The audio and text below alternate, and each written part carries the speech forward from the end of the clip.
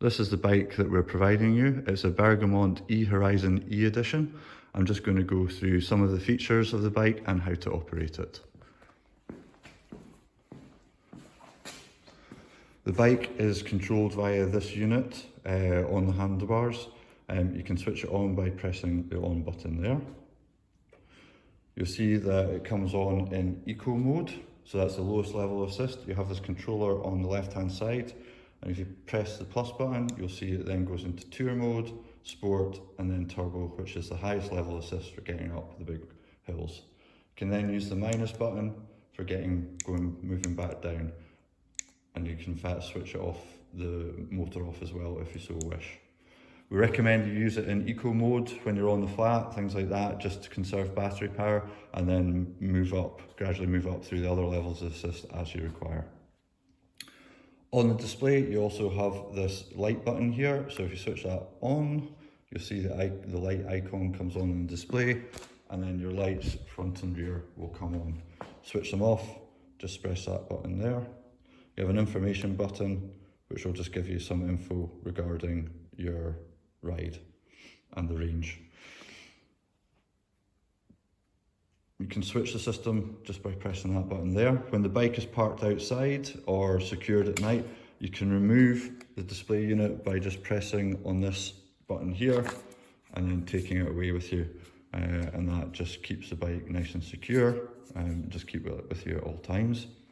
You've got a bell on the right hand side here to let people know that you're coming. The bike comes equipped with hydraulic brakes, front and rear. Your left hand is the back brake, right hand is the front brake. We recommend that you apply them both with equal pressure to ensure that you come to a controlled stop nice and safely. You also have 8 gears on the back, so the bigger shifter here is for shifting up into the easier gears, and the smaller shifter here is for shifting down into the harder gears. Again, you can just play with those as you're using the bike, find out what's comfortable. On the bike here, you have a quick release lever to enable you to adjust the saddle height up or down. I do recommend that if you're adjusting it up, you do not go any higher than the minimum insertion mark on the seat post, as you can potentially damage the frame. So if you are moving it up, just take a note of where that is and make sure you don't get any higher. And then when you're happy with the saddle height, just ensure that you close the quick release nice and tight to keep it secure, and that the nose of the saddle is in line with the top tube. Before you ride the bike, we just require you to do a basic safety check. So just ensure that the quick release on the front wheel and the quick release on the rear wheel are done up nice and tight, and neither wheel is wobbling, which would affect your cycling.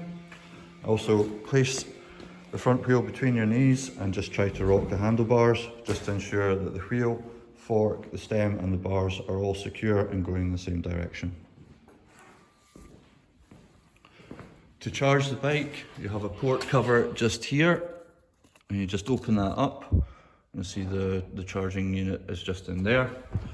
You just take this end of your charge cable, plug that in, and then plug the 3-pin into the wall and let it charge. There will be an indicator on the display to show you how much charge remains and when it will be full.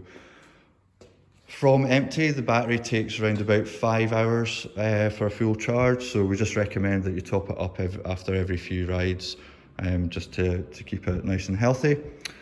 Also, please don't store the battery and the bike outdoors if it's going to be extremely cold at night, because this could potentially damage the life of the battery. So if it's going to be really cold, then please take it indoors. When securing the bike outside, we will provide you with this DLock. Please ensure that the D part of the lock is around the frame, either the top tube or the down tube, and then locked into something secure such as cycle parking unit. You also get this cable here. That is to go through the front wheel, just to ensure that that cannot be stolen, as it's obviously a quick release front wheel.